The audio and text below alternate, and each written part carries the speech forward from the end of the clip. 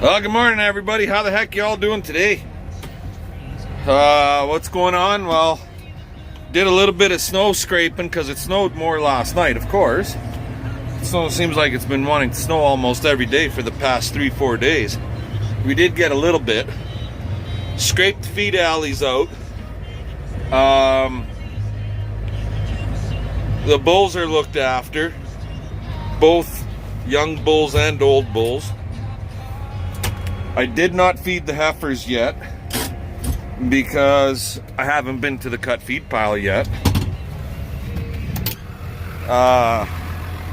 We got to go out and check on the cows, and I told CP, well, while I'm gone checking on the cows, she could take a manure spreader load out. So I'll fill this sucker up. She's just letting the horses out of the barn. That way that'll give them time to drink. And then when I come back from the cows, I'll fill the feed alley.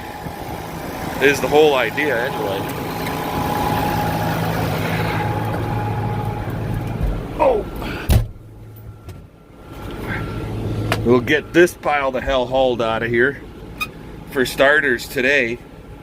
And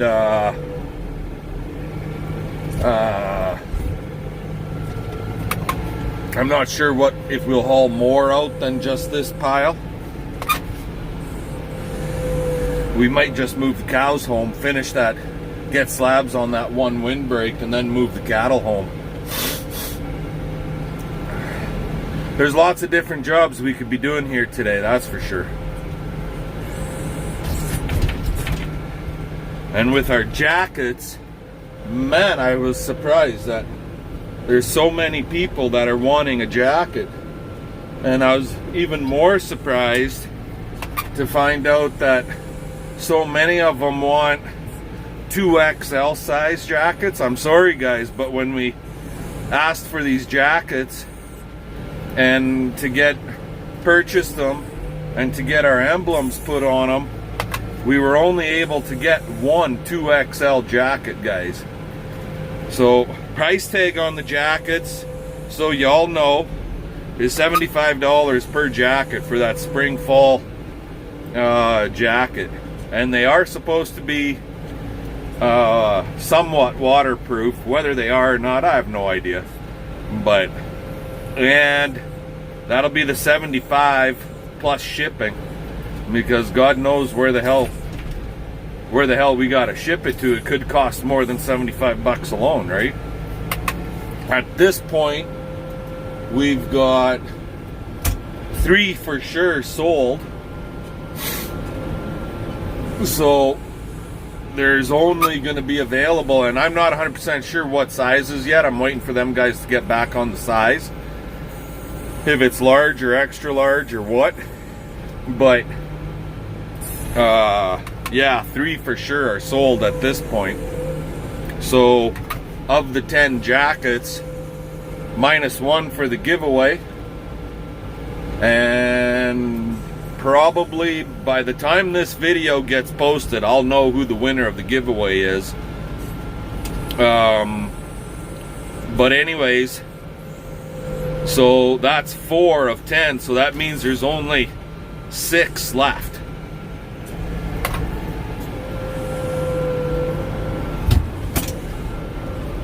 So yeah, anyways, I'm gonna get this sucker loaded up and we'll talk to y'all later. That's what it looks like when you're hauling snow with a shit spreader. You just park and let her go. So while she unloads, I'll go check on the cows. And yeah, the wind is picking up, for frig's sakes. And they're saying tonight it should be getting up to like 60, 65K. Wind gusts of 60 to 65, I should say. So that ought to make for an interesting evening, especially if you're on the highway. And it should grab all this snow and just sock it right into our yard and fill us right friggin' full. Nice. Anyways, just gonna go out here and check and see how their feed situation is on these feed bunks. I got a feeling that I'm just gonna be lifting the bunks and repositioning them and letting the cows clean up really good. So we'll talk to you guys when we get there. There, that pile's all gone, along with the front of the barn's all cleaned up really nice. So the feed alley's all cleaned up good. I think I'm gonna jump on the Bobcat and try doing some of that manure where the calves are, the heifers are standing on. But this little bit that's left here, I'm just gonna leave that alone for now. But that's better, looks a hell of a lot better. Anywho, later guys. Alrighty guys. Yeah, look at that. Can you see that in the camera? Yeah, it's friggin' snowing again. It's actually coming down pretty good. Anywho, what are we doing? Babe, what? Smile, you're on candid camera. You're on BCP camera. I think we're always working. Pardon? I think we're always working. Working. What do you mean? You just freaking sat in the house for an hour and a half. Coffee break, lunch. I'm entitled to lunch. No, not around this place. I know. Back you up. There we go. There it is. So, I gotta tighten the bolts up here, but that's how we put our 2x6 on our windbreaks. We got this windbreak that I built the other day in, and you do have to cut the boards. These are 8-footers, so you cut like 5 inches off because it's 8 foot on center, and this is 2 7/8 pipe. And we put them to the inside edge to inside edge, all the way across. That's just the way we do it. And it's 3/8 bolts. And you just buzz them on. Like so. Okay, turn your feet. On this side we use carriage head bolts, and that grabs in the wood. And it's all good. So we'll tighten these up and then we'll start putting the slab boards on. I'll bring you guys back at that time. You're too high. Down. Whoa, whoa, whoa, whoa. You gotta.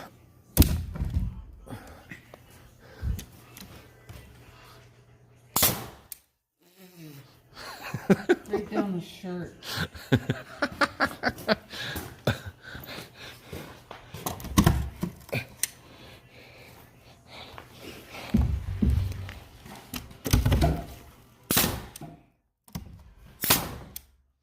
Okay guys, so this is how we nail them on. Just a power nailer, air nailer. But these freaking slabs, just hang on, babe. Freaking huge. You gotta go way down.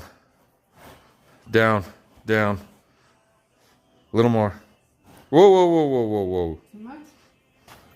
Ah, that'll work. Whoa, whoa. Let it go.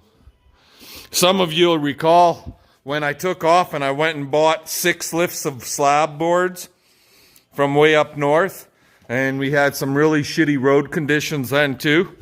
Well, these freaking slabs are, look at this. Like, they're huge.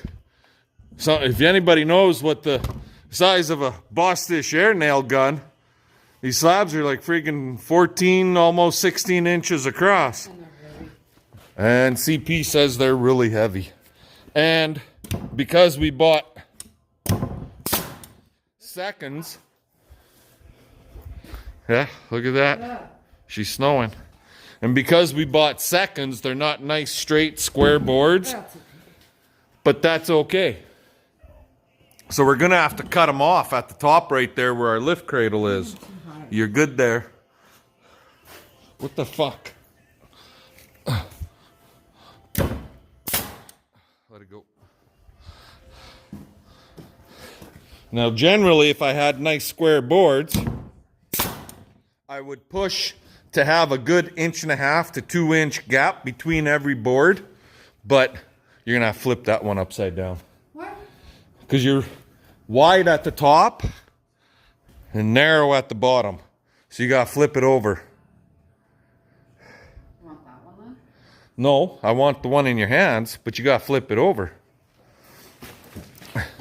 And so we just gotta alternate our boards every once in a while. And then, like I said before, we'll have to cut those off for the lift cradle. Because these friggin' boards that were supposed to be 8 feet are more like 8 foot. No, that's not gonna work. They're more like 8'6" to 8'8". They're a lot bigger than what we were told they were. Need a table? So, anyway, we'll get these boards on and we'll bring you guys back after. Talk to you then. Alrighty, guys, so there it is. Just like so. And because our air nails are a little bit longer, they stick through so that they don't poke the cows. You see that? They're sticking out about an inch, inch and a quarter maybe, inch and an eighth. We bend them all over on the bottom half. Not worried about the top half, but the bottom half gets bent over. No, we're doing the top half too. Are we going to do the top half? You're going to do the top half. I'm doing the top half. Yeah, I'm going to put your ass to work. Who cut the fucking boards at the top? You're scared of heights, that's why. A smart person would have cut them on the ground, then installed them. No, this is just easier this way. Yeah. Yeah. Go ahead. Get to it. Don't sit there fucking shaking your head at me. I got a hammer in my hand too, you know. But this is how we build them.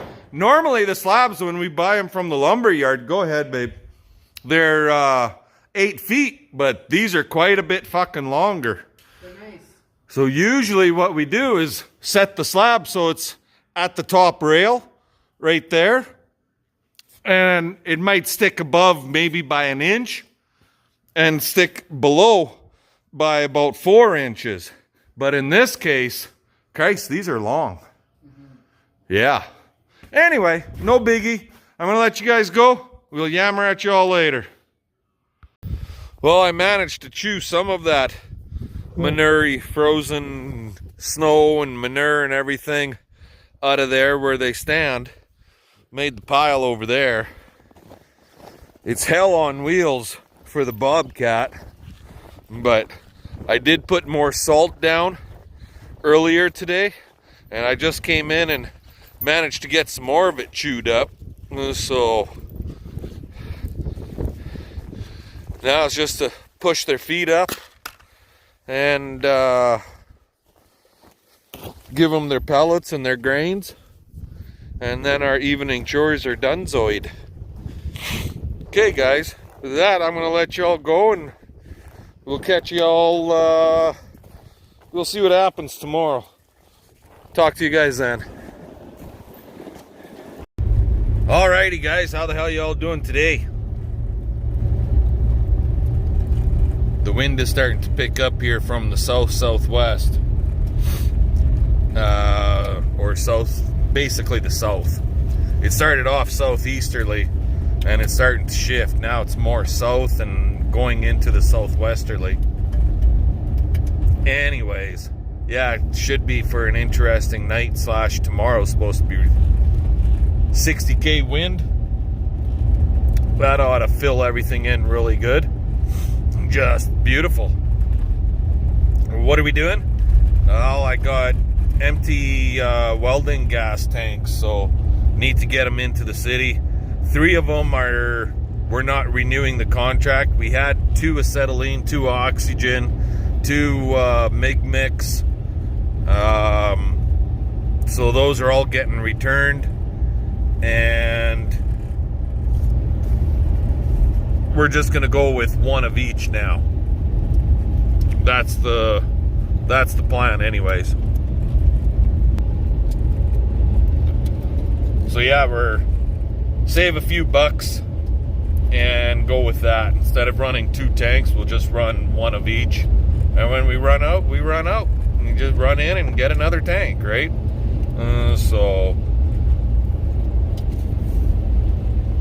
But both of our welding gas tanks are friggin' empty this go round, so fun, fun, fun. Let's get our butts to the city and get her done. We'll catch you all later. I don't know if you guys can make out this sign or not, but see that? 158 for gas, 178 for clear diesel. That's friggin' nuts. How the hell is a guy supposed to make a living paying those kind of friggin' fuel prices, right? So here's a question for all of you. Does BCP stay trucking? Or do we pull the pin and say to hell with it? Because you could be guaranteed with the cost of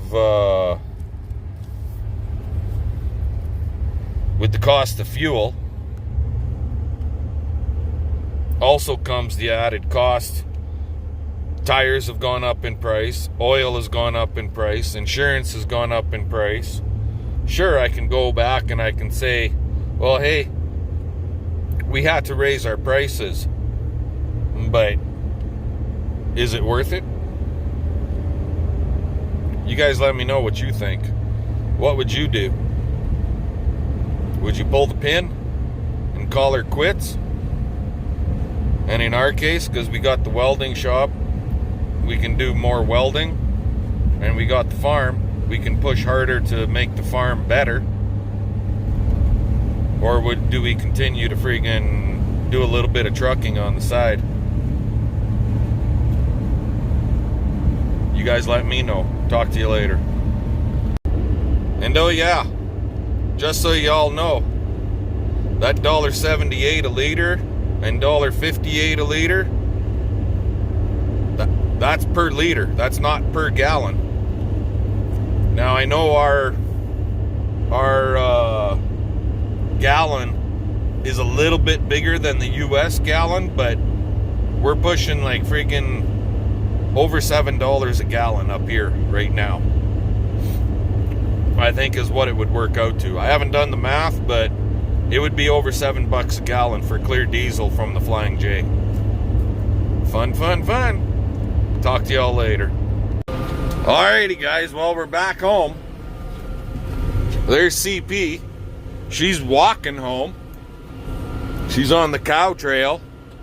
So there's about 15 head, maybe 20, out in the pasture. The rest are all up in the corrals. They were getting up there getting a drink. Some of them are just heading out now because they heard us come out here. So she's walking with a empty pail, and she's gonna walk everybody up to the yard, up into the corrals, and I'm moving these windbreaks. So once she gets them into the corrals, then I can, if I don't get stuck, then we can lock them into the corrals, and then from there move them into the new corral that we're building with our portable windbreaks. But it's going to take a bit to get these 4 windbreaks hauled home because we're hauling them home, right? I can't take the shortcut because I could if I'd have pushed a friggin' trail, but I didn't push a trail, and it's like 3 feet deep behind the barn. In some cases, like, well, look at the barn, right? It's 10 feet deep right at the wall.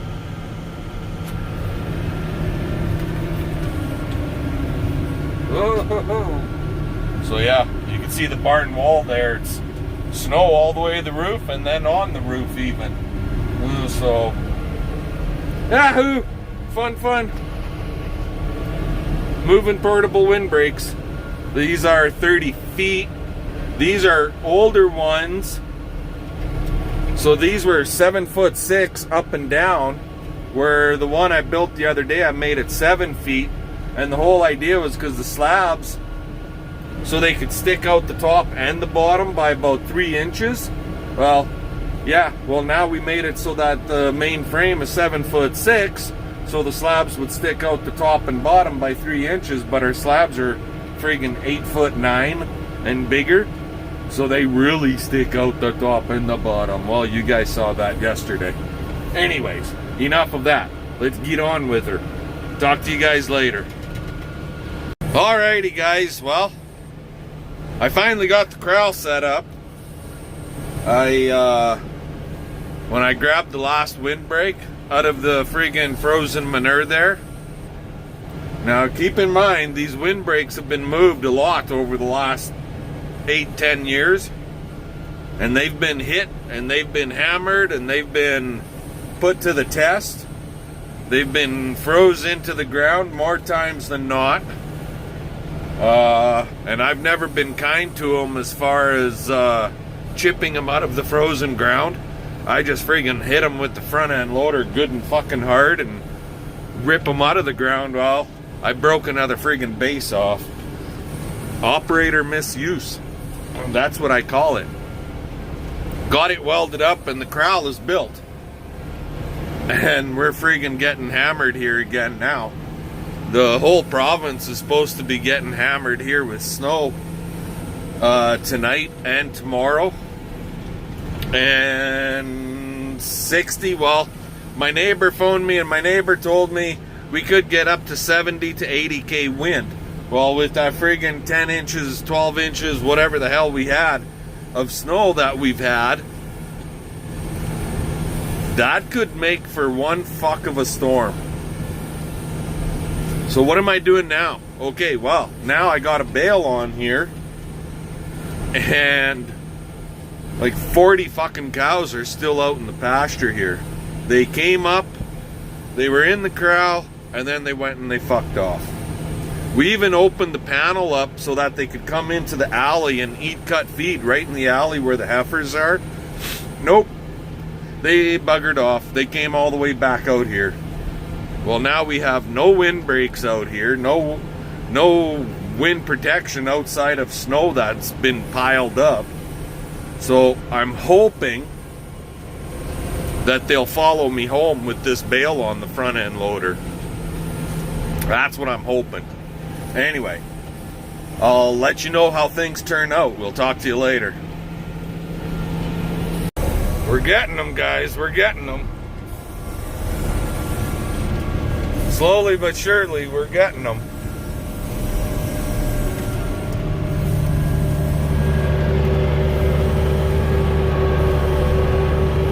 I've got the back window open here.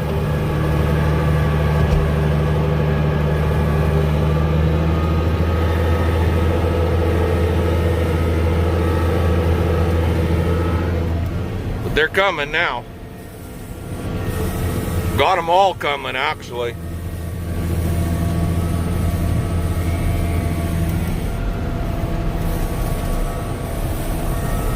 Okay, I'm gonna let you guys go. We'll talk in a little bit. Well, I got them, guys. I still got to get the tractor put away, but this storm is hitting us now. It's fucking here, big time. I'm just gonna, before I move them into the windbreak corral, I think for tonight, I'm just gonna lock them in this corral right here.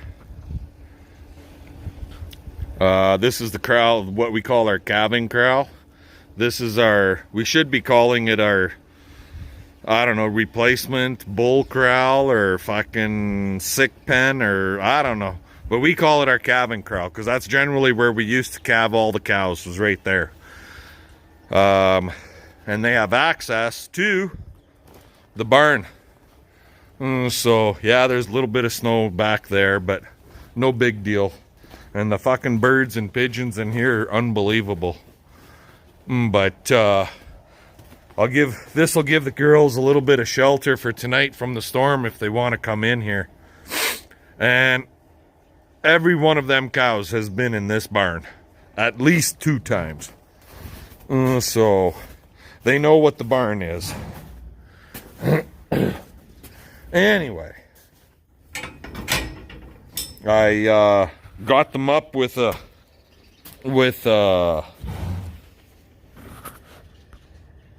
gamble crop bale.